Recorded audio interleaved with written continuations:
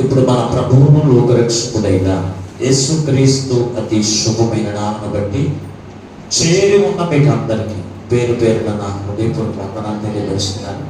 ఈ వాక్యం వీక్షిస్తున్న మీకు కూడా నా హృదయపూర్వక వందనాలు తెలియజేస్తున్నాను. దేవుని మహాకృపలో మరొక పర్యాయము దైవ సన్నిధిలోనికి నడిపించబడి దేవుని స్తుతించే గొప్ప భాగ్యమును, దేవునితో సహవాసము చేసే కృపను ఆ పరిశుద్ధాత్మ దేవుడు మరొకసారి మనందరికి ఇచ్చినందుకు మనం ఎంతగానో ప్రభువును బట్టి స్తుతించబద్ధులమై ఉన్నాం. ఏదేమైనప్పటికీ కూడా ఈనాటి దేవుని యొక్క వాక్యముగా ఒక మాట మీకు జ్ఞాపకం చేయడానికి నేను ఇష్టపడుతూ ఉన్నాను. పరిశుద్ధ గ్రంథములో నుండి 133వ కీర్తన మొదటి 3 చరణాలు, అక్కడ ఉన్నటువంటి 3 చరణాలు కూడా చదువుకుందా. సహోదరులు ఐక్యత కలిగి నివసించుట ఎంత మేలు, ఎంత మనోహరం. అది తల మీద పోయబడి అహరోను గడ్డం మీదుగా కారుచున్న అంగీలంచు వరకు దిగజారిన పరిమళ తైలం వలె ఉండును. సియోను కొండల మీదకి దిగువచ్చు హెర్మోను మంచు వలె ఉండను. ఆశీర్వాదమును శాశ్వత జీవమును అక్షత ఉండవలెనని యెహోవా సెలవిచ్చుచు ఉన్నాడు. చిన్ని ప్రార్థన. మహోన్నతుడా, మహాఘనుడా, మీకు వందనాలు, స్తోత్రాలు చెల్లిస్తూ ఉన్నాను. ఎంతవరకు చక్కని మాటల ద్వారా నీ నామమునకు మహిమ తెచ్చుకున్నందుకు వందనాలు, స్తోత్రాలు చెల్లిస్తూ ఉన్నాను. కొద్ది సమయం అయ్యా మీ వాక్యమును ధ్యానము చేస్తూ ఉండగా తండ్రి, చేరి ఉన్న ప్రతి హృదయమును ఈ మాటలు వింటున్న అందరినీ చూస్తున్నారు తండ్రి. మీ పక్షంలో నిలబడి దోసుని ఆత్మతో నింపి నీ దోసుని నోట నీ మాటల నుంచి మాతో సూటిగా మాట్లాడుతూ ఉండగా వినగలిగొచ్చేది, గ్రహించగల మనస్సు, లోబడి అనుసరించి నడిచే మనసు మాకు అందరికీ దయచేయమని మా ప్రభువు రక్షకుడైన యేసు నుండి ప్రార్థించి వేడుకొచ్చున్నాము పరమ తండ్రి, ఆమేన్. దేవునికి స్తోత్రం. అందరూ దగ్గరగా చల్లగా ఉందండి, నిద్రపోకుండా. దేవునికి స్తోత్రం. హల్లెలూయా. కష్టంగా అయినా సరే దేవుని స్తుతించినందుకు మరొకసారి మీ అందరికీ మరొకసారి నా హృదయపూర్వక వందనాలండి. ఎందుకంటే మీరు స్తుతించడమే చాలా గొప్ప, అవునా? చాలా గొప్ప.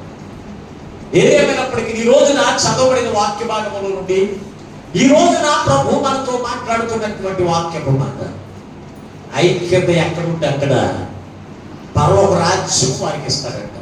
ఐక్యత ఎవరైతే కలిగి ఉంటున్నారో వారికి పరలోక రాజ్యాన్ని దేవుడు ఇస్తున్నాడు అనే మాట ద్వారా ఈ రోజున ప్రభు మనతో మాట్లాడుతూ ఉన్నాడు.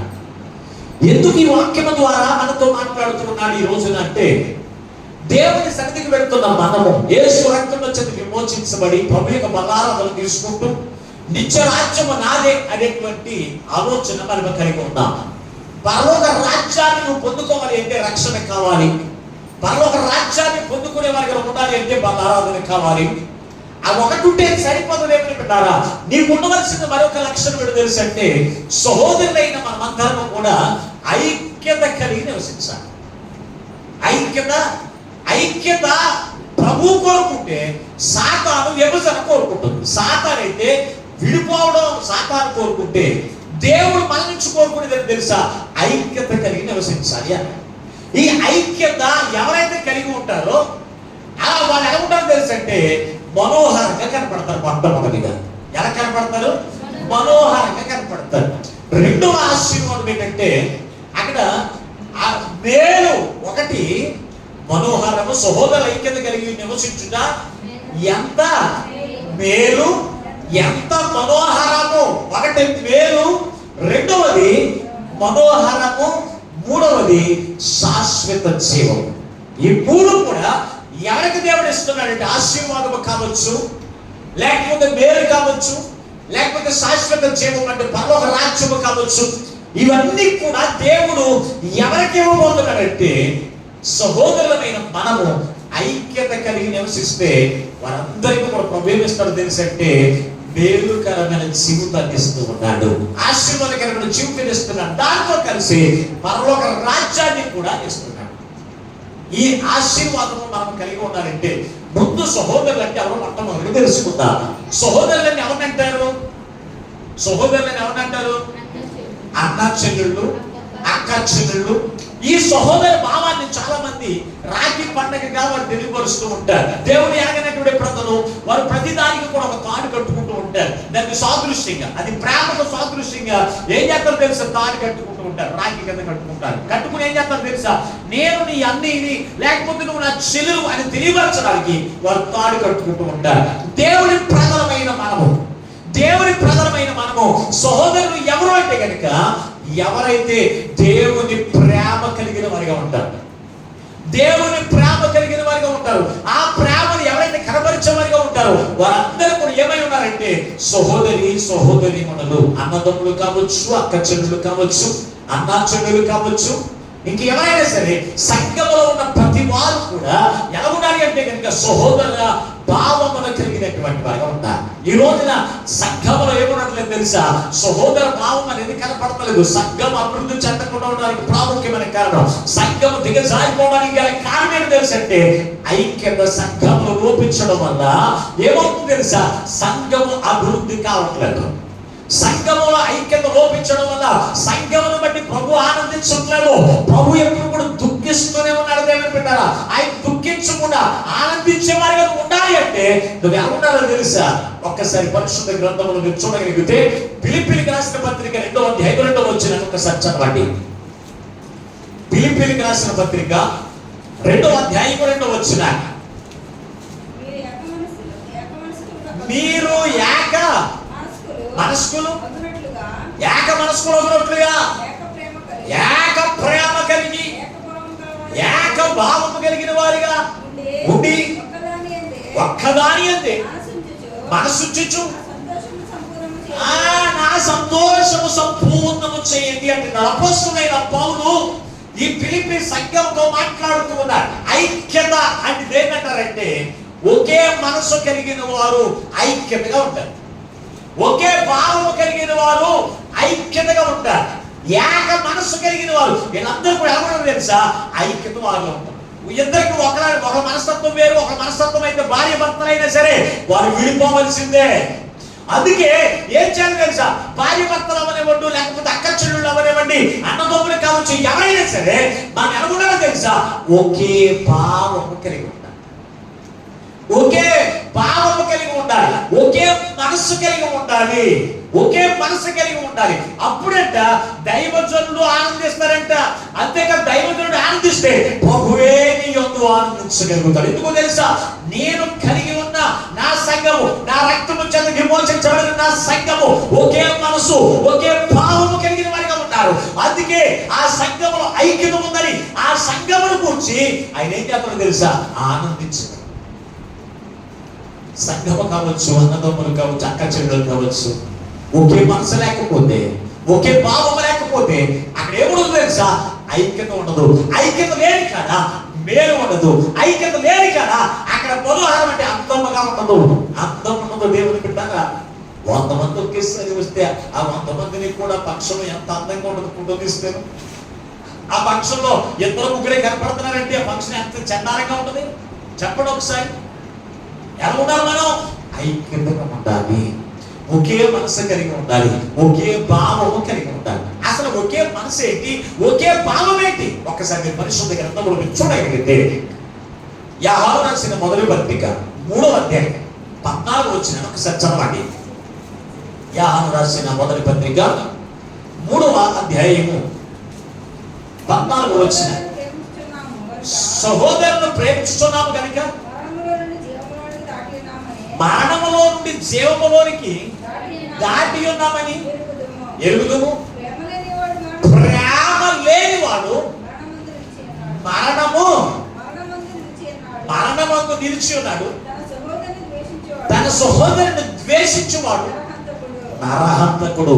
ఏ నరహంతకుడికి నిత్య జీవం ఉండదు. దేవునికి స్తోత్రం. నరహంతకుడు అని ఎవరినంటారు? ఒక మనిషిని చంపిన వాడిని నరహంతకుడిగా మనం భావిస్తాం. లోకం కూడా ఒక మనిషిని చంపితే వాడు నరహంతకుడురా అని వారి విషయంలో చాలా జాగ్రత్త కలిగి ఉంటారు. యేసు రక్తము చేత విమోచించబడిన తర్వాత ఆయన అంటున్నాడు, ప్రేమ కలిగి. ఏ ప్రేమ? ఒకే మనస్సు, ఒకే భావము, ఒకే తాత్పర్యము కలిగిన వారు. అంటే ఏ భావము, ఏ మనసు, యేసు క్రీస్తు యొక్క ప్రేమ కలిగిన వారిగా ఉంటారు. దెయ్యాల ప్రేమ కాదు. దెయ్యాల ప్రేమ నువ్వు కలిగి ఉంటే నీ కుటుంబంలో ఐక్యత ఉండదు. దెయ్యాల ప్రేమ కలిగి ఉంటే మీ కుటుంబం భార్య భర్తలు కావచ్చు, లేకపోతే అక్క చెట్లు కావచ్చు, అన్నదమ్ములు కావచ్చు, ఎవరు కూడా కలిసి ఉండలేరు. ఎవరి బ్రతుకు వారదే. ఈ రోజున కుటుంబాలను చూస్తే ఎవరున్నాయో తెలుసా? అది అన్నదమ్ములు కావచ్చు, అక్క చెల్లెలు కావచ్చు, అన్న చెల్లెలు కావచ్చు, ఎవరు గొడవలే తప్ప ఒకరికి ఏముండట్లేదు, పొద్దులే కలవట్లేదు. గల కారణం ఏంటి? తెలుసా? నీలో దేవుని ప్రేమ లేకపోవడం. అక్కడ రాశాడు చాలా చక్కని మాట. దేవుని బిడ్డారా, ఎంత చక్కని మాట రాశాడు. సహోదరులు ఏమన్నా తెలుసా?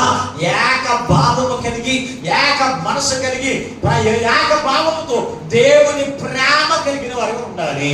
దేవుని ప్రేమ ఎటువంటి తెలుసా? కనికరం చూపించే ప్రేమ. దేవుని ప్రేమ తెలుసా? క్షమించగలిగే ప్రేమ. దేవుని ప్రేమ తెలుసా? దయ చూపించే ప్రేమ. దేవుని ప్రేమ తెలుసా? సమాధానపరిచేటువంటి ప్రేమ. ఆ ప్రేమ ఎవరిలో ఉందో వారు ఎప్పుడు కూడా ఏం కోరుకుంటారు? ఐక్యత కోరుకుంటారు. ఈ ప్రేమ లేని వాళ్ళు ఎప్పుడు కూడా నాకు ఆళ్ళంటే పడదు, నాకు ఏళ్ళంటే పడదు, నేను ఆళ్ళతో మాట్లాడను, ఏళ్ళతో మాట్లాడు, అది నా సొంత అన్నయ్య కావచ్చు, నా సొంత అక్క కావచ్చు, సొంత చెల్లెలు కావచ్చు, ఎవరైనా సరే నేను వాళ్ళతో మాట్లాడేటారు. అంటే ఈ ప్రేమలో తెలుసా? దెయ్యాలి ప్రేమ. యేసు ప్రభువు ఎవరితో మాట్లాడినాను అన్నాడా? మాట్లాడలేదు. యేసు ప్రభు వారికి ఎవరికి మనుషులకి పడదని ఎప్పుడన్నా అన్నాడు ఆయన? మరి క్రీస్తును ధరించుకున్న నీవు మరి నీకెందుకు పడట్లేదు అంటే నీలో ఏ లోపం తెలుసా? దేవుని ప్రేమ నీలో లోపంగా ఉంది. అందుకే ఐక్యతను కోరుకోవట్లేదు. ఐక్యత ఏ మనుషుల్లో ఉండట్లేదంటే దేవుని ప్రేమ ఎవరినైతే ఉండదో వారు ఐక్యత కోరుకోరు. విభజన అది అన్నోత్సవం ఆనందం లేదు ఎవరైనా సరే. ఇక్కడ అంటున్నాడు తన సహోదరుని ద్వేషించువాడు ఏమై ఉన్నాడు అంటున్నాడు. అక్కడంటే నరహంతకుడు. నేను చెప్తున్న మాట, నీవు నరహంతకుడిగా ఉండడానికి ఇష్టపడుతున్నావా? దేవుని కుమార్తెగా ఆయన ఇచ్చే రాజ్యంలో శాశ్వత జీవం కలిగిన జీవితం జీవించడానికి ఇష్టపడుతున్నావంటే శాశ్వత జీవం కావాలనుకుంటున్నా. మరి సహోదరుని ఆద్యం ద్వేషిస్తున్నావు. చెప్పండి ఒక్కసారి. నీ సహోదరుని, నీ అన్నయ్య కావచ్చు, నీ చెల్లెలు కావచ్చు, లేకపోతే సంఘములో నీ పక్కన ఉన్నటువంటి సహోదరుని కావచ్చు, సంఘంలో ఉన్న ఒక సహోదరుని నువ్వు ఎలా ద్వేషిస్తున్నావు? ఒక్కొక్కరు పలహారం పెడితే తీసుకోరండి, ఇదే మాయ రోగం నాకు తెలదు. ఒక్కొక్కరు ఎవరైనా పలహారం తీసుకుంటే పలానావిడ పలహారం వచ్చింది, పలానావిడ పలహారం పెట్టింది, నాకు అక్కర్లంతా ఇన్సూరెన్స్ అయిపోతారండి. ఇదేనా నీకు పర్వ రాజ్యానికి కావలసిన లక్షణం? ఒకరు భోజనం పెడుతుంటే భోజనం చేయకుండా వెళ్ళిపోతావు, ఇదేనా పర్వ రాజ్యానికి వెళ్ళే లక్షణం? ఆలోచన చేయండి. నరహంతకుడవు నీవు. నీ సహోదరుడు ఎవరో తెలుసా? యేసు రక్తము చేత విమోచించబడిన ప్రతి వాడు కూడా ఏమై ఉన్నారో తెలుసా? నీకు సహోదరుడే. అటువంటి వారిని నువ్వు ఎలా ద్వేషిస్తున్నావు? నువ్వు ద్వేషిస్తే నరహంతకుడు అని చెప్తున్నా, కానీ ఇప్పటికీ నీ మనసు మారకపోతే నీకు నిత్య జీవనం వద్దు, నాకు నరకమే కావాలనుకునేటువంటి జీవితం నువ్వు జీవిస్తున్నావు. సంగతి జ్ఞాపకం చేసుకోవాలి. ఈ రాత్రి ఈ ఉదయకాలం దేవుని బిడ్డ ఇక్కడ రాశాడు, ఇదిగో తన సహోదరుని ద్వేషించు ప్రతి వాడు నరహంతకుడు ఎవరికి కూడా నిత్య జీవమును నేను ఎవరన్నాడు. తర్వాత కూడా ఇక్కడ మనసు మార్చుకోకపోతే నీ యొక్క దౌర్భాగ్యులు ఈ లోకంలో ఇంకెవరు కూడా లేరు అనే సంగతులు జ్ఞాపకం చేసుకోవాలి. ప్రియమైనటువంటి దేవుని బిడ్డ ఇక్కడ మనం చూడగలిగితే ఇక్కడ సహోదరులు ఏమి కలిగి ఉండాలంటే దేవుని ప్రేమ కలిగిన వారు. ఎప్పుడు ఏమంటారు తెలుసా? ఒకే మనస్సు, ఒకే భావము, ఏక మనస్సు కలిగినటువంటి వారికి ఉంటారు దేవుని బిడ్డ. ఈ రోజు ఏక మనస్సు సంఘంలో ఉంటుందా? నువ్వు చేసేస్తా, నీ దగ్గర డబ్బులు నువ్వు చేసేస్తా, నేను మాత్రం చేయలేదు, నేనేం చేయలేదమ్మా.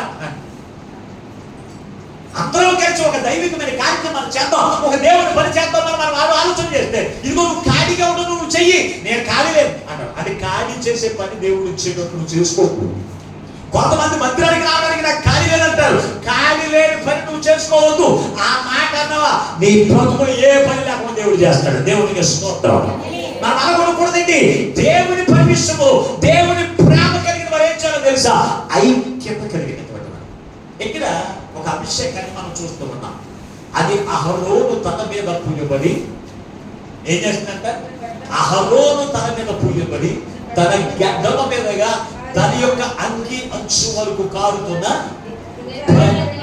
అభిషేకపు తైలముతో, తైలం అని చెప్పాడు, దిగజారిన పరిమళ తైలం.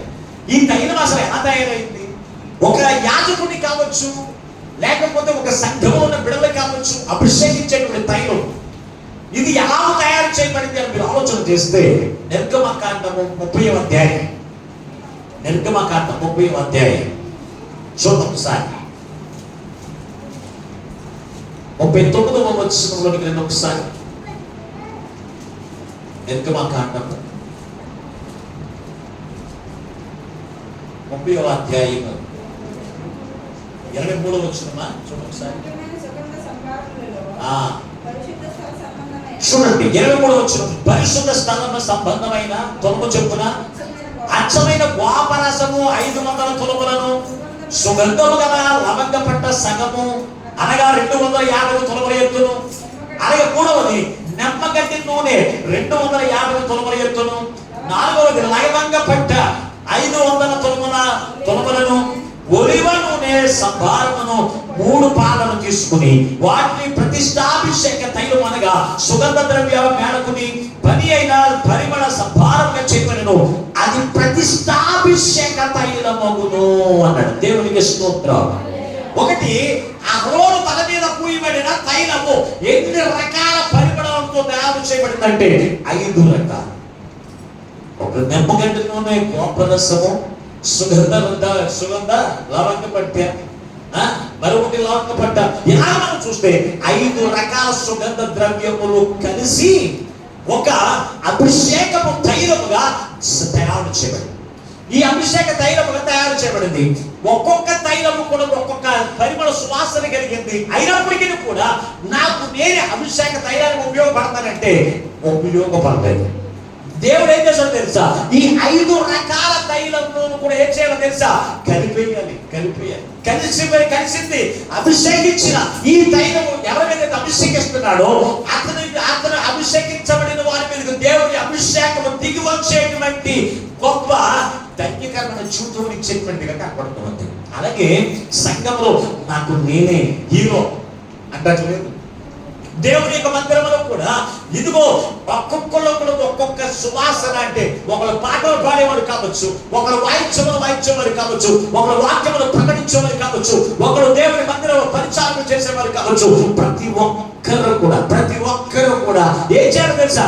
కలిసి పనిచేయాలి. అంతేకాని నువ్వు చేసుకో నేను ఖాళీ లేదు అంటానికి వీల్లేదు. నువ్వు చేసుకో నేను ఖాళీ లేదు అంటానికి వీల్లేదు. దేవుడు మనం అందరం కూడా ఏం చేయాలి తెలుసా? ఒక చేతికి 5 వేలు ఉన్నాయి, ఒక్కొక్క ఏలు ఒక్కొక్క రకంగా ఉంటుంది. మీరు గమనించారా? నా చేయి చూడండి, ఒక్కొక్క ఏలు ఒక్కొక్క రకంగా ఉంటుంది. మధ్యలో ఒక పొడిగా ఉంది, మిగిలినన్ని కూడా ఒక్కొక్కటి కొంచెం కోర్సుగా ఉన్నాయి. కానీ ఇందులో ఏ వేలు లేకపోయినా ఈ శరీరం ఒక బాధ కలిగించేదిగా ఉంది. అలాగే సంఘము ఒకరు పెద్దాది కింద కలిగి ఉండవచ్చు, ఒకరు చిన్నాది కింద కలిగి ఉండవచ్చు, ఒక్కొక్కరు మందిరం పరిచయం చేసేవారు కావచ్చు. ఏ పని చేసినా ఇవన్నీ కూడా ఎవరు కలిసి ఉండాలంటే క్రీస్తు అనే సంఘము నీవు కలిసి ఉండి దేవునికి పన్ను చేయగలిగితే అప్పుడు నువ్వు క్రీస్తు యొక్క నుండి మేలు పొందుకుంటావు, క్రీస్తు యొక్క నుండి ఆశీర్వాదం పొందుకుంటావు, క్రీస్తు యొక్క నుండి నువ్వేం పొందుకుంటావు తెలుసా? శాశ్వత జీవం పొందుకుంటావు. అంతేకాని నేను కలిసి పనిచేయను అంటానికి వీల్లేదు. పరిశుద్ధ గ్రంథంలో ఒక కుటుంబం ఉంది, లాజరు యొక్క కుటుంబం.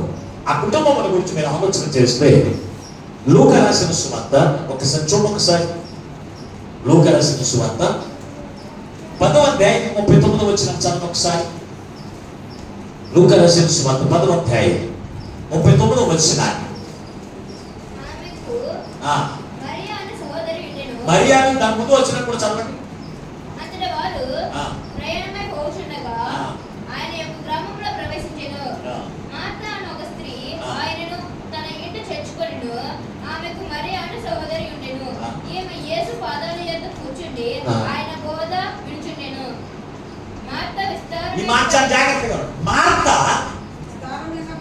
విస్తారమైన పనులు పెట్టుకుని తొందరపడి ఆయన వద్దకు వచ్చి, ప్రభువా నేను ఒంటరిగా పని చేయడము నా సహోదరి నన్ను విడిచిపెట్టినందున నీకు చింత లేదా నాకు సహాయం చేయమని ఆమెతో చెప్పుమని. నువ్వు దేవునికి స్తోత్రం. ఇక్కడ ఒక కుటుంబం ఉంది, మార్త, మరియా, లాజరు అనే కుటుంబం. ఇలా ముగ్గురు కూడా దేవుని యొక్క పని చేసేవాడే, దేవుని ప్రేమించిన కుటుంబం. లాజరు తన యొక్క సాక్ష్యము ద్వారా అనేకులను క్రీస్తు యొక్కకు నడిపించే సాక్షిగా ఉన్నవాడు. ఎవరు తెలుసా? లాజరు. అలాగే మరియా యేసు పాదాల మీద కూర్చుని దేవుని యొక్క సువార్త విని ఆ సువార్త ద్వారా అనేకులను దేవుని యొక్కకు నడిపించే భాగ్యం కలిగింది మరియా. మార్త అనుకున్న లక్ష్యం ఏం తెలుసంటే యేసు క్రీస్తు ప్రభువుకి శ్రేష్టమైన విందు చేసి ఆయనకు విందు పెట్టాలి అనే ఆలోచన కలిగింది. ఆ పని విస్తారమైన పని, మంచి వారిని పని పెట్టుకుంది. ఆ పని పెట్టుకున్నటువంటి కుమార్తె. ఇలా ముగ్గురు కూడా ఎలా పని చేస్తున్నారంటే దేవుని పరిచారకులే, దేవుని పరిచారకులే. యేసు ప్రభువు ఒకనొక దినాన్ని ఎవరింటికి వచ్చాడు అంటే కనుక ఆ మరియమ్మ ఇంటికి వచ్చాడు. వచ్చినప్పుడు మరియమ్మ యేసు ప్రభువు యొక్క పాదాల దగ్గర కూర్చొని దేవుని మాటలు వింటూ ఉంది. మార్త విస్తారమైన పని పెట్టుకోవడం వల్ల ఆమె దగ్గరికి మరి వచ్చి పని చేయట్లేదు. అప్పుడు ఈమె మార్త వచ్చి ఒక మాట మాట్లాడుతుంది, అక్కడ చక్కని మాట. ఏమని అంటుందో తెలుసా? నేను ఒంటరిగా ఇదిగో నేను పని చేయటకు నా సహోదరు నన్ను విడిచిపెట్టింది. అంటే విడిచిపెట్టడం ఆవిడికి ఇష్టం లేదు. తన అక్క అయినటువంటి మరియా తన సహోదరిని మార్తను విడిచిపెడితే ఈమె ఉండలేకపోతుంది. యేసు ప్రభువు దగ్గరికి వచ్చేసింది. ఏమని? తొందరపడి అన్నాడు అక్కడ. ఆయన తొందరపడి యేసు ప్రభువు దగ్గరికి వచ్చేటట్టు తెలుసా? నన్ను ఒంటరిగా ఇదిగో నన్ను వదిలేసి నీ దగ్గరికి వచ్చేసింది అయ్యా మా అక్క. ఇదిగో నాకు నువ్వు చెప్పు, నాతో కలిసి పని చేయమని చెప్పు. ఎవరి దగ్గరికి వచ్చి ఈ రోజున చాలా మంది ఏం చేస్తారో తెలుసా? దేవుని మందిరంలో ఒక చక్కని పరిచయం జరుగుతూ ఉంది, లేకపోతే ఒక చక్కని ప్రత్యేకమైన కార్యక్రమం జరుగుతూ ఉండగా దేవుని మందిరంలో వంటలు చేసే వాళ్ళు ఉంటారు, లేకపోతే దేవునికి పని చేసే వాళ్ళు ఉంటారు. ఏమంటారు తెలుసా? ఇది అయ్యారు నేను అక్కదాన్ని రెండు పలానా సహోదరులు ఉంది కదండి, ఆవిడ తీసుకురండి, ఆవిడ పిలవండి. మాస్టర్ గారు ఏం చేయాలంట? పిలవడం మొదలైన పక్కన పెట్టేయండి. దానికన్నా ముందు ఒక మాట ఉంటుంది, ఏమని తెలుసా? మీరు తీసుకురండి. దేవుని మందిరంలో వంట కార్యక్రమం చేయాలంటే పాస్టర్ గారు మీ ఇంటికి వచ్చి నేను నిద్రలేపు అమ్మా, నువ్వు రామ్మా, దాంతో వంట చేసి పెట్టమ్మా అని అలా అడగాలి. మన సంఘంలో అడగాలి. దేవునికి స్తోత్రం. లేవు రోజులు లేవా? ఉన్నాయా? చెప్పండి, నిజం చెప్పండి, రోజుగా చెప్పండి. ఉన్నాయా? ఒప్పుకున్నందుకు నువ్వు దేవునికి స్తోత్రం. మన బాధ్యత అలాగే మా అత్తమ్మ వచ్చేసింది ఎవరి దగ్గరికి? యేసు ప్రభువు దగ్గరికి వచ్చి, అయ్యా నేను ఒంటరిగా పని చేస్తున్నానయ్యా, ఆ భార్య మరి అన్ని దగ్గర కూర్చొని వాక్యం ఉంది, అవి పంపించండి, నన్ను ఒంటరిగా పని చేసుకునేటువంటి చేసింది. నీకు అసలు బాగలేదాన్ని ఒక్కదాన్ని పని చేస్తున్నాను యేసు ప్రభువుకి. ఈ రోజు నాకు చాలా మంది అడగడుగుతూ ఉంటే నేనే పని చేస్తున్నాను. ఏం చేస్తాను? మాస్టర్ గారండి నేను ఒక్కదాన్ని పని చేస్తుంటే మీకు అసలు బాగలేదా? మనం సోదరుడు ఇంటి దగ్గర పడుకునుందా, ఇంటి దగ్గర తను పని చేసుకుంటుందా, నీ పని కంటే రావట్లేదా, ఖాళీ అంటుందా అంటే అప్పుడు ఏం చేయాలి? ఎవరు చేయాలప్పుడు? ఎవరు చేయాలి? మా అమ్మ అడగండి, మా పిల్లలు చేస్తారా? ఎవరు చేస్తారా? మాస్టర్ గారు. దేవునికి స్తోత్రం. హల్లెలూయా, హల్లెలూయా. ఎవరు చేయాలి? మాస్టర్ గారు చేయాలి. ఒక్కమందికి పర్లేదు, మంచిది. నా కూతురు. దేవునికి స్తోత్రం. హల్లెలూయా. ఎవరు చేయాలండి? అందరూ కలిసి పని చేయాలి. ఏమి రాను మీ 4 ఏళ్ళు పని చేసుకున్నట్టుంది. ఏం చేస్తుంది? ఒక పని చేయాలంటే 5 ఏళ్ళు కూడా కలిసి చేస్తున్నాయి లేదా? దేవుని మందిరంలో కూడా ప్రతి వారు నీళ్లు మోసేవాళ్ళు నీళ్లు పని చేయాలి, దేవుని మందిరంలో కలిగేవాళ్ళు మందిరం పని చేయాలి, అలాగే వంట చేసేవాళ్ళు కూరగాయలు కోసేవాళ్ళు కూరగాయలు కోయాలి, వంట చేసేవాళ్ళు అవి వంట చేయాలి. దేవునికి స్తోత్రం. అంతేకాని నేను ఇంటి దగ్గర కూర్చుంటాను, మీ అందరూ కూడా వంటలు అయ్యి కూడా కాయగాలు వచ్చిన తర్వాత అవన్నీ నీళ్ళు మోసిన తర్వాత పిలవండి అంటే కుదరదు. ఏం చేయాలి? కలిసి పని చేయాలి. ఐక్యత. ఎక్కడైతే ఐక్యత కలిగి నువ్వు దేవుడి పని చేస్తావో అక్కడ దేవుని యొక్క ప్రసన్నత, దేవుని యొక్క అభిషేకము, దేవుని యొక్క ఆశీర్వాదం వారి మీదకి ఖచ్చితంగా దిగి వచ్చేస్తా. అంతేకాని ఐక్యత లేకపోతే ఆశీర్వాదం ఉండదు, వేరు ఉండదు, ఇంకేముండదు, శాశ్వత జీవము అస్సలు. ఇది రోజున ఐక్యత లేకపోవడానికి ప్రాముఖ్యమైన కారణం ఏంటి తెలుసంటే, ఒకటి ప్రేమ, దేవుని ప్రేమ లేకపోవడం. రెండవది పరిశుద్ధాత్మను పోగొట్టుకోవడం వల్ల. ఎఫెసీయులకు రాసిన పత్రిక 4వ అధ్యాయం. ఎఫెసీయులకు రాసిన పత్రిక 4వ అధ్యాయం మొదటి వచనం చదవండి ఒకసారి.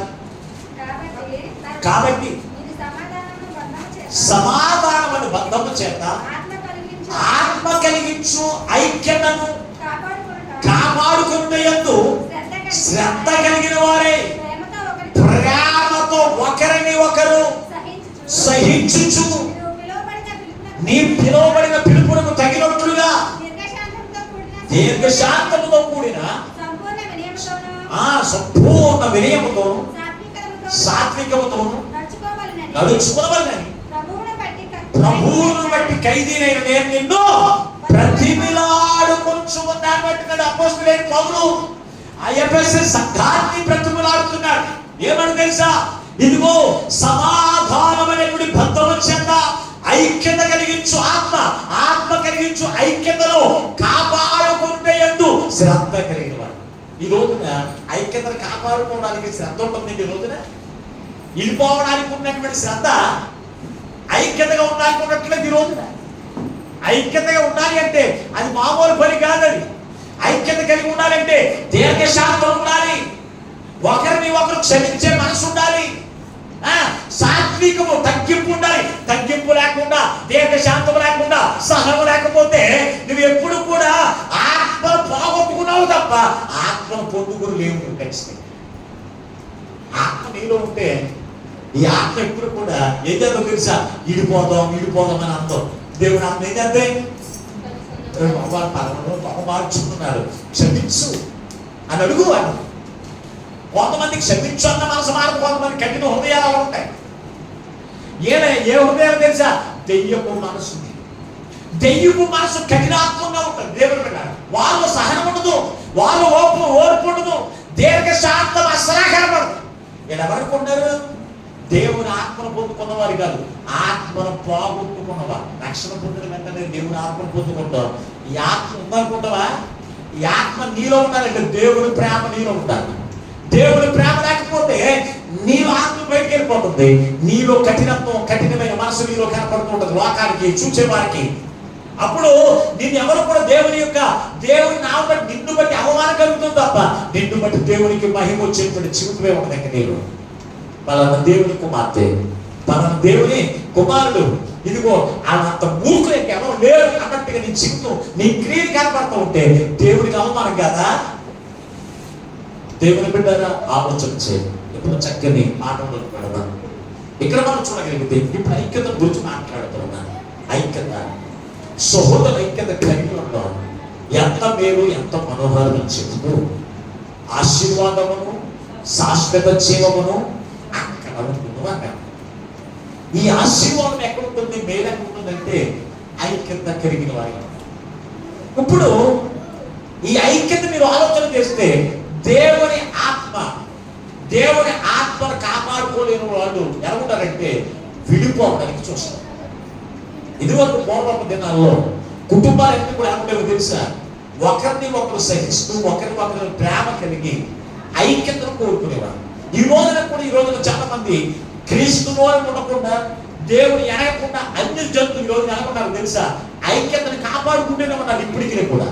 కానీ దేవుని మందిరంలో దేవుని కొరకు జీవిస్తున్నట్టుగా కనపడిన వారి యొక్క జీవితంలో ఏమనట్లేదంటే ఐక్యతను కాపాడుకోవట్లేదు. నాకు నేనే హీరో, చిన్నోళ్ళైనా పెద్దోళ్ళైనా నాకు నేనే హీరో అని ప్రేమ నానా రకాలుగా ఉండడం వల్ల ఏమైపోతుంది తెలుసా? ఐక్యతను కోల్పోతున్నారు. అందుకే అపోస్తలుడైన పౌలు హెబ్రీ పత్రిక 13వ అధ్యాయం 1వ వచనం అంటాడు, సహోదరుల యొక్క ప్రేమ ఎలా ఉండాలి అంటే కనుక అక్కడ చక్కగా రాశారు. చదవండి ఒకసారి. 13వ అధ్యాయం 1వ వచనం, సహోదరి ప్రేమ నిలవరముగా ఉండనీయండి అన్నాడు. దేవునికి స్తోత్రం. సహోదర ప్రేమ ఎలా ఉండాలి? నిలువరముగా అంటే ఎలా ఉండాలి? ఒకే రకంగా ఉండాలి. పుట్టినప్పుడు కానించి చనిపోయే వరకు కూడా నీ ప్రేమ ఉండాలో తెలుసా? ఒకే రకంగా ఉండాలి. ఆ రకం అంటే క్రీస్తులో జన్మించిన తర్వాత గురించి మాట్లాడుతున్నాను. ఆ రకం ఎలా ఉండాలో తెలుసా? దేవుని ప్రేమ కలిగిన చుట్టూ నీలో ఉండాలి. అంతేకాని దెయ్యాల ప్రేమ, కపటమైన ప్రేమ నీలో ఉండకూడదు. సహోదర ప్రేమ ఎలా ఉండాలి అంటే చచ్చిపోయే వరకు కూడా మనము మన సహోదరుని విడిచిపెట్టకూడదు. అది సంగమనం కావచ్చు, నీ అక్క చెల్లెలు కావచ్చు, లేకపోతే నీ అన్నదమ్ములు కావచ్చు, అన్నా చెల్లెలు కావచ్చు, ఎవరైనా సరే ఏం చేయకుండా ఎలా ఉండాలి తెలుసా? కలిసే ఉన్నాం. అలాగే ఉంటున్నారు ఈ రోజున అనుకుంటున్నారా? ఉండట్లేదండి. పరిశుద్ధ గ్రంథంలో మరొక కుటుంబం ఉంది, యోబు కుటుంబం. యోబు గ్రంథం 1వ అధ్యాయం 4వ వచనం ఒకసారి చదవండి. యోబు గ్రంథం 1వ అధ్యాయం 4వ వచనం.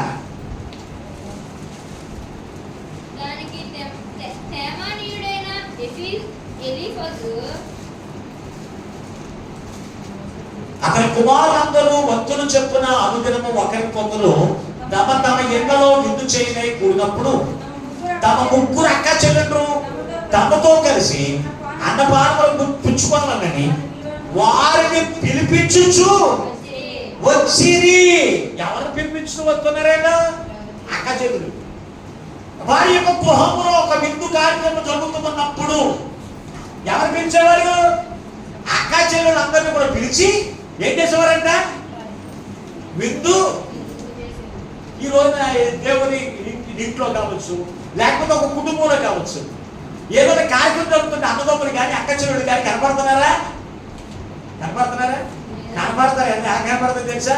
మొహం మార్చుకుని అలా కనపడి ఎలా కనపడి కన్నం పెట్టేసి అలా నెలకొని వెళ్ళిపోతారు. ఇప్పుడు ఆ కనపడేటువంటి రోజుల్లో ఎందుకో తెలుసా?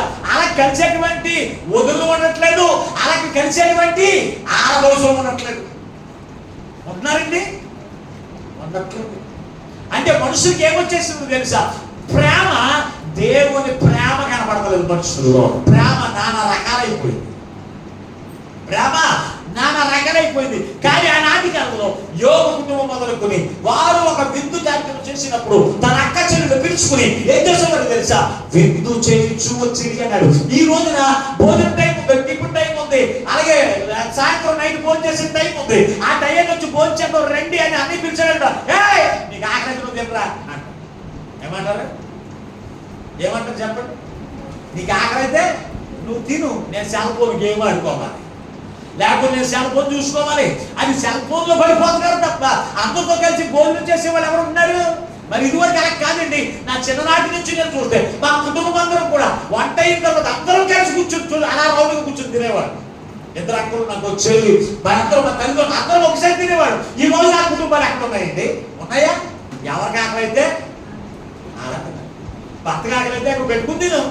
అది కొంచెం భోజనం పెట్టేవాడు కూడా భార్య లేరు, రెడీమేడ్ కోడలు అయిపోయారు. ఇప్పుడు ఉన్నటువంటి కోడలు ఎటువంటి తెలుసా? నీకు ఆకలి పెట్టుకుని వెళ్ళవా? నేనేం ఖాళీగా ఉన్నానా? ఏం చేస్తారా? లేకపోతే ఏం చేస్తారా?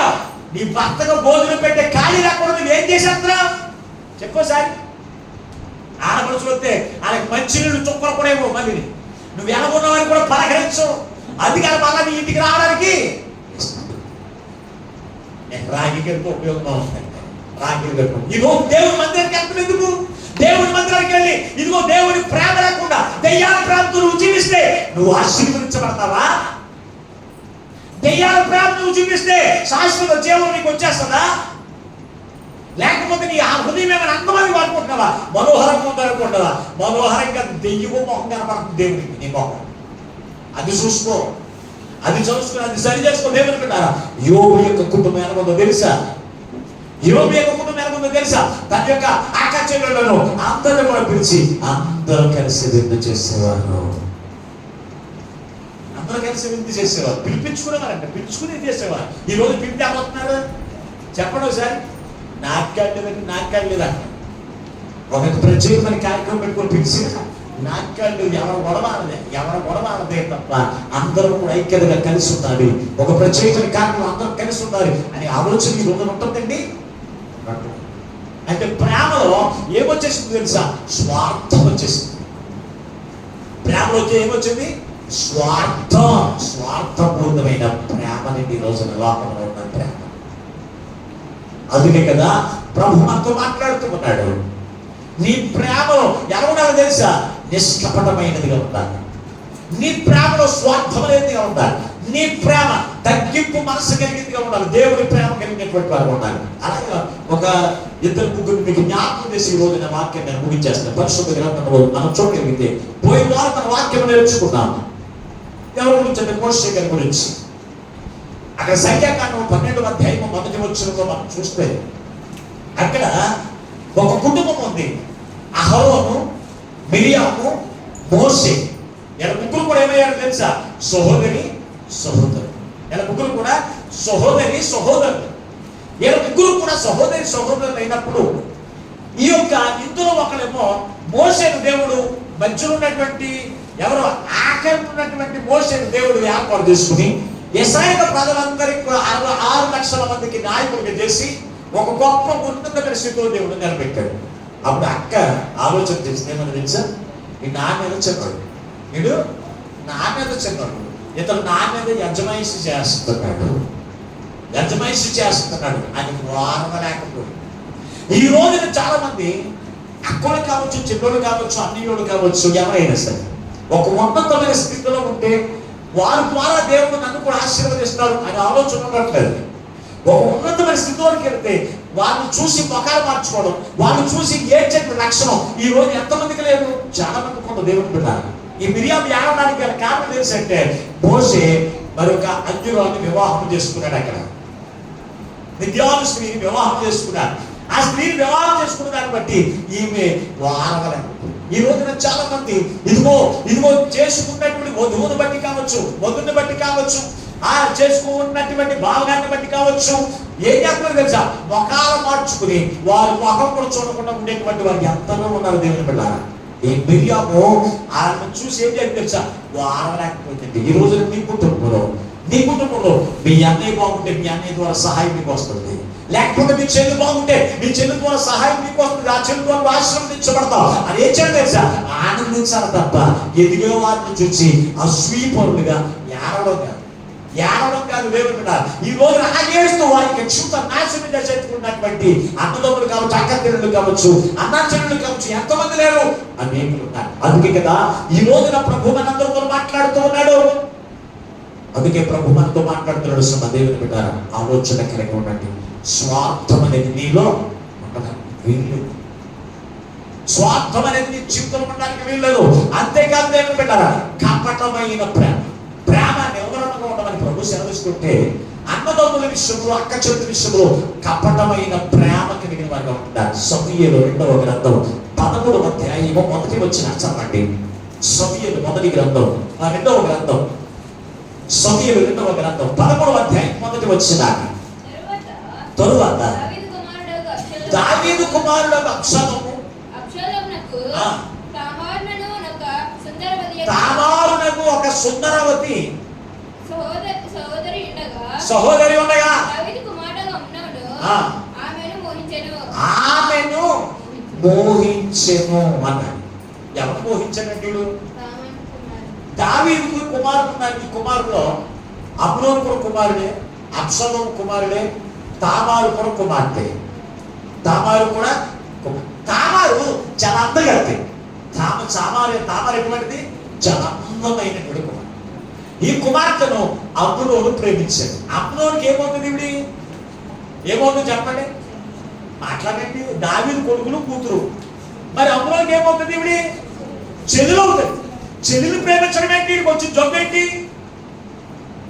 ఈ రోజున దేవుడి మందిరానికి వెళ్తున్నటువంటి వారు కావచ్చు, లేకపోతే ఇంటి దగ్గర ఉన్నటువంటి కజిన్ బ్రదర్స్ కావచ్చు, చాలా మంది ఏం చేస్తారు తెలుసా? చెల్లెలను పాడు చేసేటువంటి వారు ఎందరో ఉన్న న్యూస్ లో చూస్తుంటే కనపడుతూ ఉంటుంది. అందుకే నమ్మి ఎవరి బండి కూడా ఎవరు కూడా తల్లిదండ్రులు ఎక్కించట్లేదు. నా కూతురు ఏమైపోయినా పర్వాలేదు అనుకున్న వారు ఎవరి బండి అయినా ఎక్కిస్తున్నారు తప్ప నిజంగా ఈ రోజు అన్న వలస అవుతున్నాయి కానీ ఆ బండి మీద ఎవరు కూడా ఎక్కించట్లేదు. అన్నయ్య అంటూ ఉండగానే పాపం చేసేటువంటి భక్తులు ఈ రోజు దేవుని మందిరంలో కనపడుతున్నారు. ఎటువంటి వాళ్ళు తెలుసా? స్వార్థపూరితమైనటువంటి ప్రేమ, కపటమైన ప్రేమ కలిగిన వారు. కపటమైన ప్రేమ తెలుసా? పైకేమో అన్నయ్య, లోపలేమో చెడు ఆలోచన. పైకేమో చెల్లి, పైకేమో ప్రేమ. పైకి ఏం చేస్తారు తెలుసా? పైకి చెల్లి అంటే లోపలంతా కూడా ఆమెను ప్రేమిస్తున్నాడు. డబ్బును అప్పుడు ప్రేమించి యాసనేసాడు. ఏమో తెలుసా? నేను నీరసంగా ఉండి లేకపోతున్నా, నాకు డబ్బులు పంపించాడు. నాన్న సమర్పుకున్నాడు. తండ్రి వచ్చి అడుగుతున్నాడు, ఏంటబ్బా ఏంటన్నా ఎలాగైపోతున్నావు ఏంటంటే అన్నాడు. నేను లేకపోతున్నాను అయ్యా నానే చెప్పాడు. అప్పుడు అన్నాడు, మరి ఏం చేయమంటావు అంటే, ఆ చెట్టుతో వంట చేయించుకుని తీసేదారు తినాలనుకున్నాను. వంట చేసి తీసుకుని వచ్చాడు. ఆమెను పాడు చేసి, ఆమెను ఎంత ఇతడు ప్రేమించినట్లుగా నటించాడు. ఆమెను పాడు చేసి తను అంతగా ద్వేషించి ఆమెను అక్కడి నుంచి బయటకు నెట్టి వేసింది. ఆమె ఎంత బ్రతుకులాడిగా ఊరుకోలేదు. ఈ రోజున దేవుని బిడ్డ, ఇది ఏ ప్రేమ తెలుసా? కపటమైన ప్రేమ. కపటమైన ప్రేమ. అన్నదమ్ముల యొక్క విలువేను తెలుసుకుని తెలుసుకోండి. అన్న చెల్లెల యొక్క విలువేను తెలుసుకుని పిలుచుకోండి. చెల్లులని పిలిచి, ఆ అన్నయ్య అని పిలిచి నీ హృదయంలో ఎందుకు పాపం ఆలోచనలు? ఈ రోజు దేవుని మందిరానికి వెళ్తున్నారు, దేవుని సన్నిధికి వెళ్తున్నారు. దేవుని సన్నిధికి వెళ్ళి నీవు దేవుని ప్రేమ నీలో ఉండాలి. వరస బంధం ఉండాలండి. యేసుక్రీస్తు ప్రభువారే కాదు, బైబిల్లో ఎక్కడ చూసినా ప్రతి దాని గురించి వరసలు ఉన్నాయి. కానీ ఈ రోజున ఆ వరసలకు విలువించుతున్నావా? నువ్వు ఆ వరసలకు విలువించుతున్నావా? చాలా జాగ్రత్త. అందుకే ప్రభు మనతో మాట్లాడుతున్నాడు. అటువంటి దౌర్భాగ్యపు స్థితిని బట్టి ఏమైపోతుందో తెలుసా? అటువంటి దౌర్భాగ్యపు స్థితిని బట్టి ఏమైపోతుందో తెలుసా? తన అన్నయ్య అబ్షలోము నా చెదుర్ని అమ్నోను పాడు చేస్తాడా అని పగ పెట్టేసుకున్నాడంట. ఇంకా కిందకి మీకు కనపడుతూ ఉండొచ్చు. ఒకసారి ఏమి ఉండవచ్చు ఒకసారి.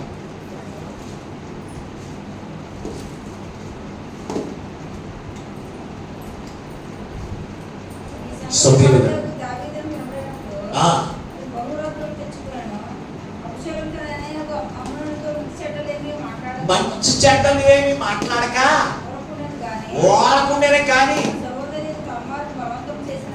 తన సహోదరి అయిన తామారును బలవంతము చేసినందుకే అతని మీద పగ పట్టెను. దేవునికి స్తోత్రం. చూడండి ఏమొచ్చిందంటే ఇప్పుడు ఏంటి? కపటమైన ప్రేమతో జీవిస్తూ కపటమైన ప్రేమతో జీవితం నాశనం చేసే వారి మీదకి ఖచ్చితంగా పాపం అబ్షలోము పగట్టేశాడు. పైకి ఏం మాట్లాడదు, నవ్వుతో మాట్లాడుతున్నాడు. అనియా గొర్రెలు వచ్చి కత్తిరించుకొని పంటకు వచ్చింది నాకు. ఇదిగో తండ్రిని అడిగితే తండ్రి నీరసంగా ఉన్నాను అన్నాడు. నిన్ను తీసుకెళ్ళమని నీకు చెప్పాలని నీకు చెప్తున్నాను, రావయ్యా పండుగలో మా మాత్రం నిన్ను చేద్దాం అన్నాడు. నిజమేగా చదువుకున్నాడు. ఎవరో నిజమేగా చదువుకున్నాడు. అమ్నోను అంటే సామాన్యమైనటువంటి వ్యక్తి కాదు. అతని మధ్య యుద్ధశీరుడు. అటువంటి వాడు ఆ విందులకు వచ్చినప్పుడు తన దగ్గర ఉన్న పని వార్తలు చెప్పాడేమని తెలుసా? ఇదిగో అమ్నోను శుభ్రంగా మద్యం తాగేసి ఉంటాడు చూసావా? అప్పుడు ధైర్యం వహించి చంపేయగలడు. అంతే వచ్చాడు, అందరితో కలిసి విందు చేస్తున్నాడు, శుభ్రంగా తాగేస్తున్నాడు. అదే టైంలో అతన్ని వెనక ముందు చూడకుండా ఏం చేశారు? ఆ కుటుంబంలో ఆ తండ్రి హృదయం ఏమైపోతుంది చెప్పండి ఒకసారి. దావీదు దేవుని యొక్క భయభక్తులు కలిగినటువంటి వాడు, దేవునికి ఇష్టడిగా జీవించినటువంటి దావీదు యొక్క హృదయం ఏమైపోతుంది? దావీదు యొక్క జీవితంలో విలువ ఏమైపోతుంది అనే ఆలోచన అమ్నోను కలిగి ఉన్నాడా?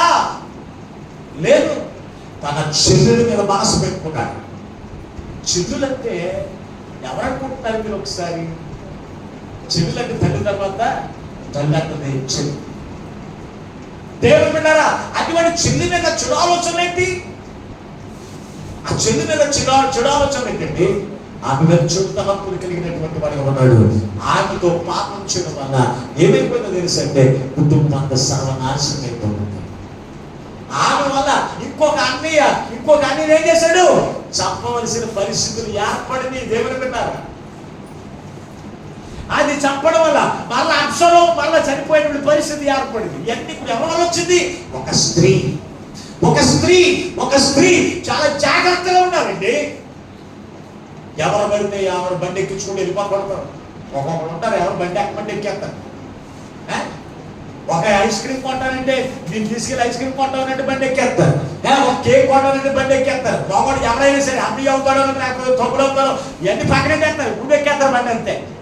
అటువంటి ఒక్కరి పనులు చేయొద్దండి. ఎలా ఉండాలో తెలుసా? ఎందుకంటే ఈ లోకంలో ఉన్న ప్రేమ, ఆ ప్రేమ దేవుని ప్రేమ మనుషుల్లో కనపడతలేదు. దేవుని ప్రేమ కనపడతారు, నిలువరమైన ప్రేమ కనపడతలేదు. మరి ఏ ప్రేమ కనపడదు తెలుసా?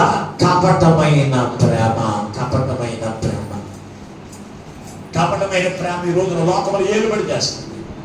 అందుకే ఆ కపటమైన ప్రేమను బట్టి ఆ కుటుంబం సర్వనాశనం అయిపోయింది. దేవుని బిడ్డ ఆలోచన కలిగి ఉండండి. మరొక కుటుంబం ఉంది, యాకోబు యొక్క కుటుంబం. యాకోబు యొక్క కుటుంబంలో యాకోబుకి 12 మంది కొడుకులు, 12 మంది కుమారులు. 11 మంది పుట్టారు, అప్పటికి 12వ వాడు పుట్టలేదు. అటువంటి టైంలో నేను ఒక ప్రాంతానికి వెళ్ళాను. ఆ ప్రాంతంలో గడ్డి బాగా దొరుకుతుంది పశువులు, కానీ అక్కడికి యాకోబు ఏం చేసాడు తెలుసా? కులారం వేసుకుని గడ్డి కోయడానికి తన యొక్క కుమారుడు తీసుకుని గడ్డి కోయడానికి వెళ్ళాడు. ఒక్కసారి మీరు చూడగలిగితే ఆదికాండం 34వ అధ్యాయం మొదటి వచనంలో కనపడుతుంది. చూడొకసారి ఆదికాండము 34వ అధ్యాయం మొదటి వచనం చదవండి ఒకసారి.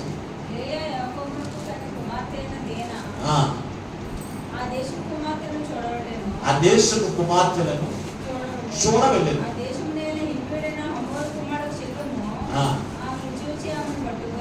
ఆమెను చూచి ఆమెను పట్టుకుని ఆమెను సైనించి ఆమెను అవమానపరిచెను. ఎక్కడ మీరు చూడగలిగితే వీళ్ళందరూ కూడా గట్టుకోవడానికి వెళ్ళారు. గట్టుకోవడానికి వెళ్తే ఈయన ఏం చేస్తుంది తెలుసా? ఆ దేశపు స్త్రీలను చూడడానికి వెళ్ళిందంట. ఎవరు చెప్పి వెళ్ళింది? లెక్కలేనిదా? మరొక లేదు తెలుసా? లెక్కలేనిదా? తల్లిదండ్రులు లెక్క చేయరు, కొంతమంది అన్నయ్యలు లెక్క చేయరు, అన్నయ్యలు కూడా లెక్క చేయరు. లెక్క చేయకుండా ఏమా చెల్లి ఎక్కడికి వెళ్ళి ఉంటే నా ఇష్టం రా ఏమంటున్నారు? ఇప్పుడు ఏమంటున్నారు? ఏమో జ్యోతి ఏమంటున్నారు? నా ఇష్టం రా, నా ఇష్టం వచ్చిన గారికి వెళ్తాను, నాకు ఇష్టం వచ్చిన వెళ్తాను, నాకు ఇష్టం వచ్చిన పని చేస్తాను, నువ్వేం చేస్తావు రా అని వాళ్ళ మీద పడిపోతున్నారు. పుల్లాగా ఎలా పడిపోతున్నారు? ఆ అన్నయ్య ఏమో తాళ్ళగా ఉంటాడు, నువ్వేమో పట్టగా సాగెత్తు ఉంటావు. ఇలా నిలబడిపోయి దెబ్బలు లేదు తప్ప ఏంటి ఉపయోగం నీకు? పెద్ద చిన్న గౌరవం ఉందండి ఈ రోజున, ఉందండి గౌరవం. చెప్పేవాళ్ళైన వాడు ఇన్ని జ్ఞానం ఉందా? కొంతమంది ఎక్కడికి వెళ్తున్నారు తెలుసు. ఏమ్మ నీ కూతురు ఏదంటే ఏమనండి అంటారు తల్లులు. నీ కూతురు ఏదని అడిగితే ఇంటికి వచ్చి ఎప్పుడన్నా గృహ దర్శనానికి వచ్చి మీ ఇంటి దగ్గరికి వచ్చినప్పుడు అమ్మా వాళ్ళకి పెళ్ళేది నీ పెళ్ళేది అంటే ఏమన్నారు తెలుసా? ఏమనండి ఎక్కడికి పోయిందో అంటారు. అంటే ఎక్కడికి పోయిందో కూడా చెప్పకుండా పోతుంది అనమాట. ఎవరొస్తురాలు అయిన తర్వాత కూడా. అంటే నీకెందుకు? ఏదైనా అయిపోయిన తర్వాత లవ్వాది మరి కొట్టుకుని తర్వాత పోవడానికి అడుగు. చెప్పండి ఒకసారి. ఈయన అలాగే పోయింది, ఎవరికి చెప్పబెట్టుకుని అన్నయ్యకి చెప్పలేదు, తల్లిదండ్రులకు చెప్పలేదు, నెలవన పోయింది. అక్కడ ఎవరో 10 మంది దొరుకుతుంటారు. రాజు కొడుకు ఆడేం చేశాడు? ఆమెను మోహించి ఆమెను పాడు చేసేసాడు. ఆమె ఏం చేశాడు? ఇప్పుడు ఎంతో భక్తి కలిగిన తల్లిదండ్రుల యొక్క విలువ ఉంటుందండి. తల్లిదండ్రులకు విలువ ఉంటుంది. ఇప్పుడు అన్నయ్యలకు తలెత్తుకుని తినగలరా? మరి అన్ని కూడా ఆలోచన చేస్తే నీ ఇష్టం వచ్చినట్టు వెతికి వెళ్ళిపోతా. కలిగి ఎవరు వస్తున్నారా? ఒక్కసారి మీరు పరిశీలన చేయండి. నువ్వు ఎక్కడికని వెళ్తే నువ్వు ఎవరు చెప్పాలి? తల్లిదండ్రులకు, అన్నయ్యలకి, తప్పులకి చెప్పాలి. నీకు నేను చెప్పేది ఏంట్రా అని ఆలోచన. నేను ఎదుగుపోయాను, నేను పెద్దదాన్ని అయిపోయాను, నీకు నేను చెప్పవలసిన పని లేదు అని ఆలోచన ఉండకూడదు. ఇప్పటికీ నేను ఎక్కడికైనా వెళ్తే మా అమ్మగారికి చెప్పే వెళ్తాను. ప్రాంతంకి వచ్చిన అమ్మ నేను వెళ్ళొస్తానే అని చెప్తాను. ఎక్కడికి వెళ్ళి చెప్తాను. నాకు ఆ ఆలోచన ఉంది. ఈ రోజు నువ్వు ఎక్కడికి వెళ్తున్నావు ఎవరికి తెలదు. భార్య ఎక్కడికి వెళ్తుందో తెలదు, పిల్లలు ఎక్కడికి వెళ్తున్నారో తెలదు. ఎవరి ఇష్టం వచ్చిన వాళ్ళు అయిపోయారండి. ఈ రోజున లోకం చూస్తే ఏడుస్తుంది తప్ప ఏ పర్వం రాజ్యం వెళ్ళరు అని బాధపడడం తప్ప ఇంకేమీ కనపడదు. ఏముందండి? ఎందుకు అవుతున్నారు ఆ పిల్లలు అంటే తల్లిదండ్రులకు లేక. ఈ రోజు తల్లిదండ్రులకు పెద్దలు గౌరవించే లక్షణం ఉంటే పిల్లలకు ఉంటుంది. అవునా లేదా? తల్లిదండ్రులకి పెద్దలను గౌరవించే లక్షణం ఉంటే పిల్లలకు ఉంటాయి. పిల్లలు ఏం చేస్తారు తెలుసా? ఈ నా మీద పెద్దలని గౌరవించే లక్షణం నీకే లేకపోతే బుద్ధిమంతులు ముందు తిరుగుతూ ఉంటే ఇంకా నీ పిల్లలు ఎలా తిరుగుతారు? ఆడ ఇంకా బుద్ధి లేని వాళ్ళు తిరుగుతారు. అలాగే వెళ్ళిపోతుంది. ఎల్లుదారు ఏమైంది? ఆ చేతిలో పాడైపోయింది. మరి ఈవిడ పాడైపోతే ఈ అన్నదమ్ముల పరిస్థితి ఏంటి? అన్నదమ్ములకు విలువ ఉంటుందా? అన్నదమ్ములు తాచుకుని తిరుగుతారా ఊర్లోను? అది ఆలోచన చేసిన వారు ఎవరో కూడా ఎక్కడ పడితే అక్కడికి వెళ్ళకూడదు. ఈ రోజున చాలా మంది మా స్నేహితులు అక్కడికి వెళ్తున్నారు, ఇక్కడికి వెళ్తున్నారు, ఆ లోయ కొండల దగ్గరికి వెళ్తున్నారు, సముద్రం దగ్గరికి వెళ్తున్నారు, ఆ బీచ్ చూడటానికి వెళ్తున్నారు అని చెప్పేసి నీ ప్రేమ చేస్తున్నారని నాతో కలిసి వెళ్ళిపోయి నీకు ఏదన్నా అయితే ఎవరు అనుభవించేది బాగా? ఎవరు? ఒక రెస్పాన్సిబిలిటీ ఉన్నటువంటి ఒక వ్యక్తి నీతో ఉంటే పర్వాలేదు. అడుగుతారు ఎవరెవరు వెళ్తున్నారు తల్లిదండ్రులు చెప్తే ఆయన వాళ్ళకి చెప్పరు. ఎవరిష్టం ఉంటాడు వాళ్ళు వెళ్ళిపోతారా? దేనా అలాగే దేనా ఆ దేశం యొక్క స్నేహం చూడటానికి వెళ్ళిందంట. ఆ దేశపు స్త్రీ లాగా ఈ స్త్రీ లాగా ఉన్నావా? ఇవి ఇంకో స్త్రీ లాగా ఉందా? ఇవిడేంటి ఇవిడేమైనా స్త్రీ లాగా ఉందా? ఆ స్త్రీలంతా కూడా ఎలా ఉంటారు? స్త్రీలాగానే ఉంటారు. చెరువులన్నీ ఎలా ఉంటాయి? చెరువులాగానే ఉంటాయి. కాకపోతే పెద్ద చెరువుగా ఉంటుంది గోదావరి నది. మన ఊళ్ళో చెరువులు చిన్నగా ఉంటాయి, అంతేనా? ఐసోందాకి వంకతో తిరుగుతూ అంటారు కానీ నీ ఇష్టం వచ్చినట్టు తిరిగింది. ఏమైనా తెలుసా? ఒక్కసారి మీరు కింద చదవండి, ఒకసారి పరిశుద్ధ గ్రంథంలో మీరు చూడగలిగితే చక్కని మాట రాసిన చూడండి ఒకసారి. 13వ వచనం చదవండి.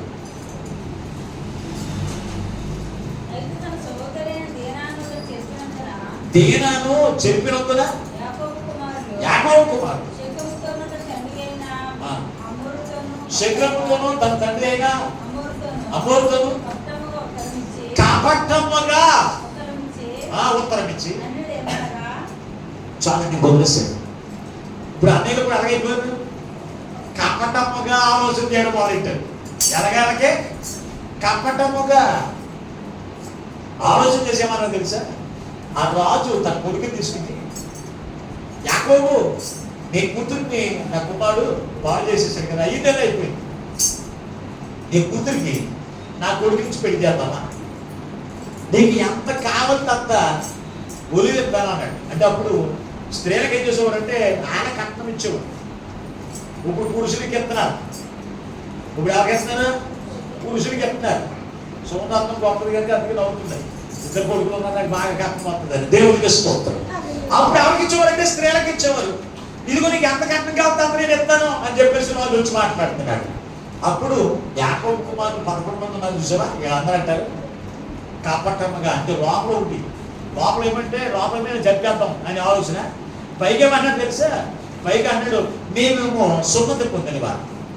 యేసుక్రీస్తు రాకముందు సున్నతి ఉండేది.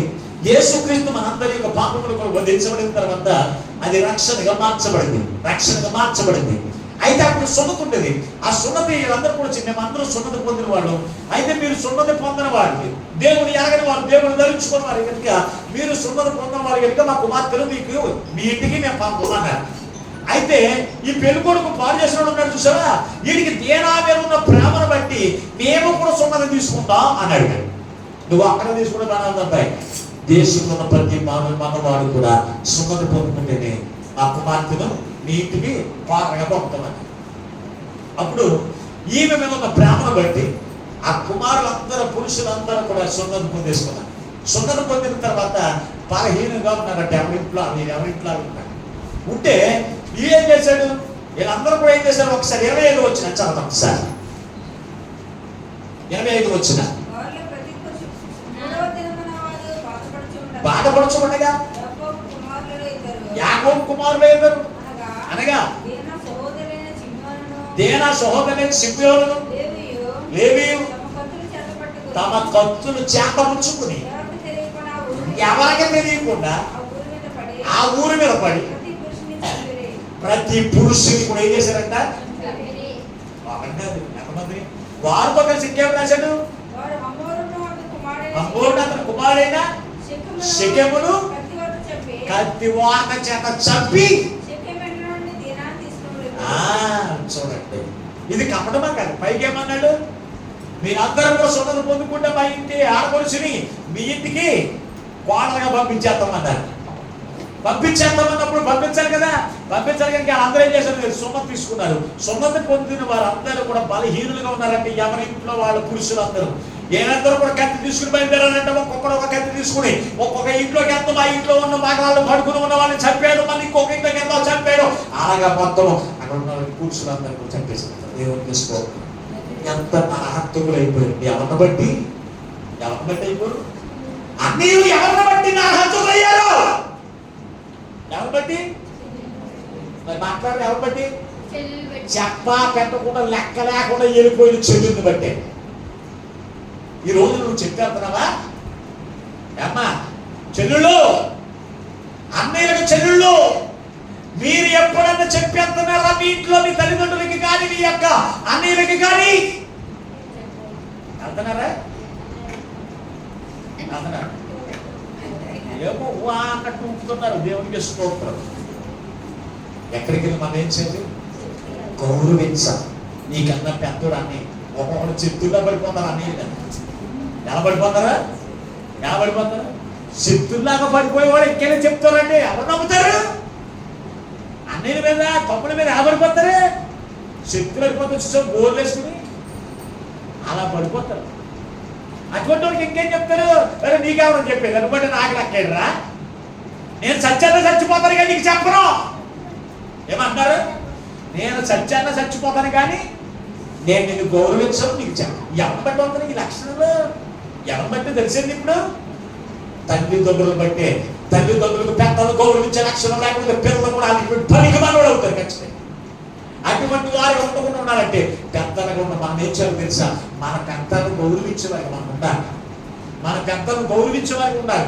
మనమే లెక్కలేనితనంగా మాట్లాడుతూ లెక్కలేనితనంగా జీవిస్తూ ఉంటే మన పిల్లలు కూడా మనల్ని లెక్కలేనితనంగా మాట్లాడతారు. లెక్కలేనితనంగా జీవించి వారి యొక్క జీవితాలు కూడా పతనమైపోతాయి. వారి జీవితాలు చూసి, ఆ పిల్లల యొక్క జీవితాలు చూసి నీవు నేను ఏడవలసింది మా జీవితం.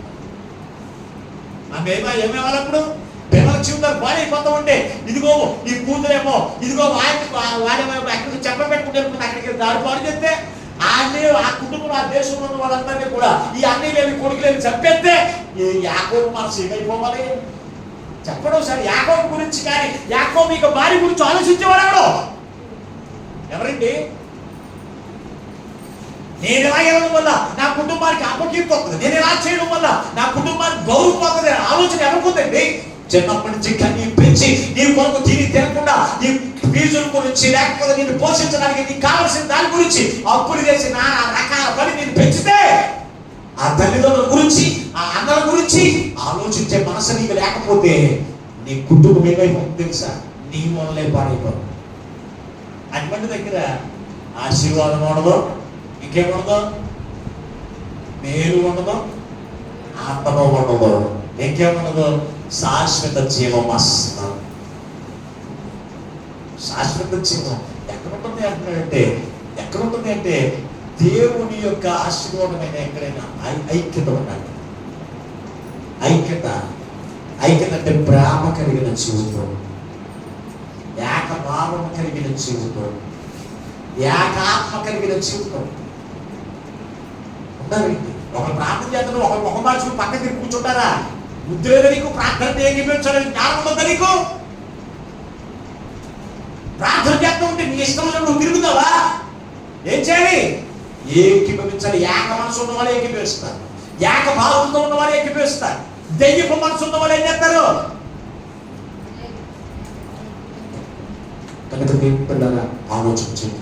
నీకు పరలోక రాజ్యం కావాలి అని అనుకుంటే ఐక్యతను విమర్శించుకో, ఐక్యతను ద్వేషించుకో, ఐక్యతను ప్రేమించు.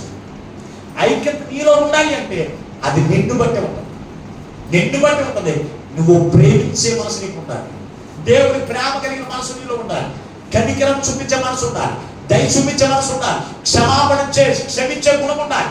సమాధానపరిచే మనసు ఉండాలి. ఇవేమి లేకపోతే నేను ఐక్యతగా ఉంటానన్న నువ్వు ఉండలే. ఇవేమి లేకపోతే ఎవరన్నా ఐక్యతగా ఉందామని కోరుకుంటే నువ్వు ఉండలే. ఎందుకంటే ఇవేమి నీలో లేదు.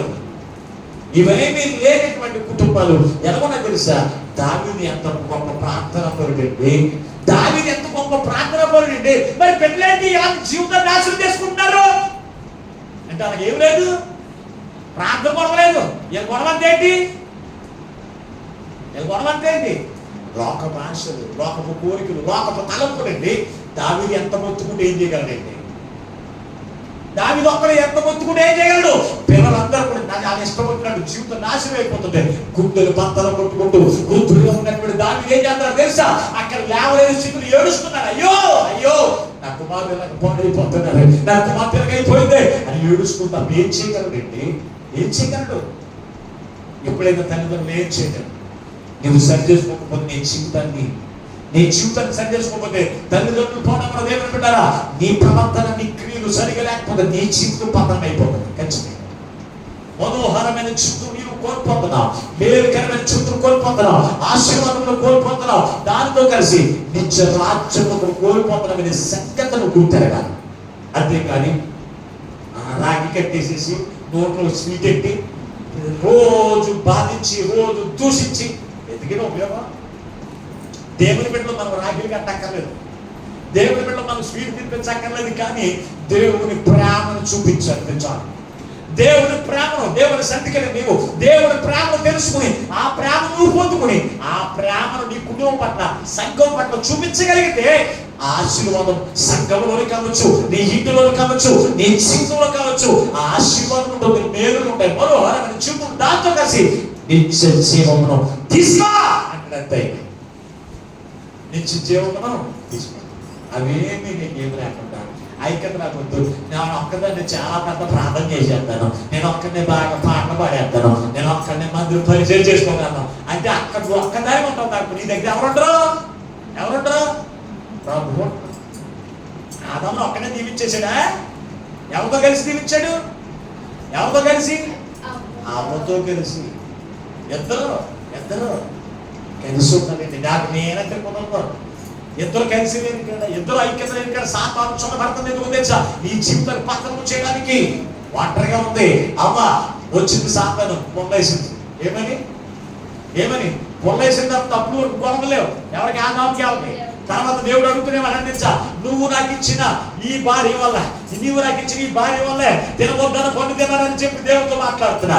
ఈ రోజున ఇదిగో నువ్వు నాకు ఇచ్చిన ఈ పెళ్లి కూతురు వల్ల, నువ్వు నాకు ఇచ్చిన ఈ పెళ్లి కొడుకు వల్ల నా జీవితం పతనమైపోయింది. తల్లిదండ్రుల మీద పడేటప్పుడు నీ జీవితం చేరుకోకుండా ఉండాలి అంటే నువ్వు దేవుని ప్రేమని మీరు పెంచాలి. లోకంలో కాదు, దేవుని ప్రేమలో పెంచుతూ దేవుని ప్రేమ పొందుకునేటట్లు చేయడం. అంతేకాదు రక్షణ పొందుకుని పరిశుద్ధాత్మను పొందుకునేటట్లు నువ్వు చేయగలిగితే ఈ ఆత్మ నువ్వు విడిపోదామన్నా వెళ్తుంట. నువ్వు విడిపోదామని కొన్ని కోరికలు ఉన్నాయి, కానీ ఈ ఆత్మ అంటే దేవుని ప్రజలమైన మనము విడిపోవడానికి వీల్లేదు. కోరిక కింద క్షమించమను సమాధానం పడదు. విడిపోవడానికి ఒప్పుకోదు నీలో నా ఆత్మ. ఈ రోజున నాకు నేనే హీరో, ఎప్పుడు కూడా విడిపోవడమనే జీవితాలే మన జీవితాలు. ఇంకెందుకండి నీ భక్తి? ఇంకెందుకు నీ భక్తి? దేవుని మందిరంలో జీవిస్తున్నా నీవు, దేవుని మందిరంలో వాడబడుతున్నా నీవు, దేవుని మందిరంలో చక్కని ప్రార్థన చేస్తున్నా నీవు. ఎలా ఉండాలి? ఐక్యత కోరుకునే వారికి ఉంటున్నావా? అది కాదు, సహోదరుల ఐక్యత కలిగి నివసిస్తున్నాను. ఎంత మేలు, ఎంత మనోహరం. అది అహరోను తన మీద పూయబడి గడ్డము మీదుగా కావచ్చు ఎక్కడికి అంగిలచ్చున్నటువంటి పరిమళ అభిషేకం పైన. ఇంకో మాట చెప్పలేదు, హెర్మోను మంచు. దాని గురించి మరి ఏమడితే సమయం చేసుకుంటాం. నేను చెప్తున్నాను దేవుడు అక్కడ ఎవరైతే మంచు పరిశుద్ధతకు సాదృశ్యంలో హెర్మోను కొండలు ఎలాగో తెలుసా? 4 కొండలు కలిసి ఉంటాయి. హెర్మోను కొండ అంటే ఎవరో తెలుసా? ఒక కొండ నిటారుగా ఉంటుంది, ఎంతో ఎత్తైన కొండ. దాని చుట్టూ కూడా ఒక 3 పర్వతాలు దాన్ని ఏమి అంటే తెలుసా? అంటుకుని ఉంటే ఆకాశం నుంచి మంచు కురిస్తే ఆ కొండ చుట్టూ ఎంతో మనోహరంగా ఉంటుంది. ఎంత చిన్న చీమ కూడా దాని నల్ల మచ్చ కూడా కనపడుతుంది. ఈ రోజున పరిశుద్ధాత్మ అభిషేకం పొందుకొని నీవు ఐక్యత కలిగిన నీ జీవితంలో చిన్న మచ్చ డాగు కొండలో కనపడటానికి వీలదండి. ఈ రోజు నేను ఎక్కడ వెతికిన మచ్చలే డాగులే, భయంకరమైన మచ్చలే. నువ్వు దోషమురాలను, లేకపోతే అబాధికురాలను, మోసగత్తను, లేకపోతే మోసగాడను, ఏ ఒక మచ్చ నీలో కనపడుతూనే ఉన్నాయి. ఈ మచ్చలు డాగులు ఉన్న వారి దగ్గర ఆశీర్వాదం ఉండదు, శాశ్వత చేయము. కనుక దేవుని పెట్టారా ఇవన్నీ ఉండాలంటే పర్వతంలో ఎలాగైతే ఐక్యతగా ఉన్నాయో మన్నించండి. ఒక పర్వతానికి 4 పర్వతాలు చుట్టూ 5 పర్వతాలు కలిసి ఉంటాయి. హెర్మోను కొండ, అలాగే 5 రకాల పరిమళ తైలాలు ఎలాగైతే కలిసి అభిషేకించబడి, ఈ అభిషేకం దేవుడు ఇష్టపడిన తర్వాత ఆయన ఆత్మాభిషేకం వల్ల అహరోను మీద కుమ్మరించినట్టుగా ఈ రోజున దేవుని అభిషేకం నీ మీదకి ఎందుకు కుమ్మరించుకున్నాడు తెలుసా? అంటే అభిషేకం యొక్క విలువను తెలుసుకుని ఆ పొందుకున్న అభిషేకం ద్వారా ఏం చేయాలి తెలుసా? ఐక్యతను కోరుకునేవాడు ఉన్నారు. అంతేకాని వారికి నాకు పడదు, ఆమెకు నాకు పడదు అనేటువంటి మాట నీ జీవితంలో నీ నోట ఎప్పటికీ రాకూడదు. నీలో ఆత్మ ఉంటుంది. ఆత్మను పోగొట్టుకుని ఖచ్చితంగా విభజన కోరుకుంటాడు. అలా కాకుండా ఐక్యత కలిగిన జీవితం జీవించండి. అనిచ్చేటువంటి మనోహరమైన జీవితానికి, అలాగే మేలుకరమైన జీవితానికి, ఆశీర్వాదకరమైన జీవితానికి, శాశ్వత జీవితం కలిగిన జీవితానికి వారసుడు కండి. అట్టి గొప్ప వాక్యమైన పరిశుద్ధాత్మ దేవుడు ఈ మాటలు వింటున్న బిడ్డలందరికీ అనుగ్రహించునుగాక. మేము ప్రార్థన చేసుకుందాం. తనను కలిసి ప్రభు మనతో మాట్లాడిన ప్రతి మాటను బట్టి దేవా ఈ రోజు నీవే మా మధ్యలోకి దిగివచ్చి వేసి మాతో మాట్లాడిన యేసయ్యానికి వందనాలు స్తోత్రాలు. అవునయ్యా, ఈ రోజున తండ్రి సహోదరైక్యత కలిగి నివసించడం ఎంత మేలు, ఎంత మనోహరము. ఆశీర్వాదమును శాశ్వత జీవం అక్కడ ఉంటున్నావు తండ్రి. అవునయ్యా, ఎక్కడైతే ఐక్యత ఉంటుందో అక్కడ మనోహరంగా కుటుంబం కనపడుతుంది, మనోహరంగా సంఘం కనపడుతుంది. ఆయన ఎక్కడైతే ఐక్యత ఉంటుందో అక్కడ మేలు పొందుకుంటారు తండ్రి. ఎక్కడైతే ఐక్యత ఉంటుందో అక్కడ ఆశీర్వాదం ఉంటుంది ఆయన. ఎక్కడైతే ఐక్యత ఉంటుందో అక్కడ శాశ్వత జీవం ఉంటుందని తండ్రి. ఈరోజు ఈ దాసు నుంచి మాతో మాట్లాడాను. అవునయ్యా, ఆ ఐక్యత మేము కలిగి ఉండాలంటే క్రీస్తు ప్రేమను కలిగిన వారికి మేము ఉండాలి. దేవుని ఆత్మచేత నింపబడిన వారిగా, ఆత్మను కాపాడుకుంటూ శ్రద్ధ కలిగిన వారిగా మేము ఉండాలని తండ్రి నీ వాక్యం పంపించింది. అవునయ్యా, అన్ని కాపాడుకుంటున్నాము కానీ, కుటుంబం గురించి అన్ని కాపాడుకుంటున్నాము కానీ, ఆత్మ కలిగించు ఐక్యతను కాపాడుకునేందుకు శ్రద్ధ లేని వారిగా ఉంటున్నారు తండ్రి. అందుకే ఆయన దీర్ఘశాంతము కనపడట్లేదు, సహనము కనపడట్లేదు నాయన, ఓర్పు కనపడకనాయన. జీవిస్తున్న సంఘం గురించి అపోస్తలుడు పౌలు అంటున్నాడు, నేను మేము కాళ్ళు పట్టుకుని బ్రతిమలాడుచున్నానంటున్నాడు తండ్రి. చెప్తున్నాను సంఘం గురించి నేను బ్రతిమలాడుచుకున్నాము నాయన. ఇంకా నేను బ్రతిమలాడుచుకున్నాం, నీ ప్రజలైన వారి గురించి నేను బ్రతిమలాడుచుకున్నాము నాయన.